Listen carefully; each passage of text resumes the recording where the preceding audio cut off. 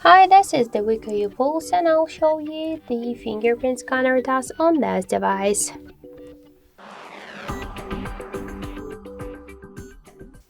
So I'll just set up my fingerprint to the scanner here on the back side of our phone, and now I'll make a couple of tries to unlock the device with my fingerprint, and we'll see how fast this feature is and does it works.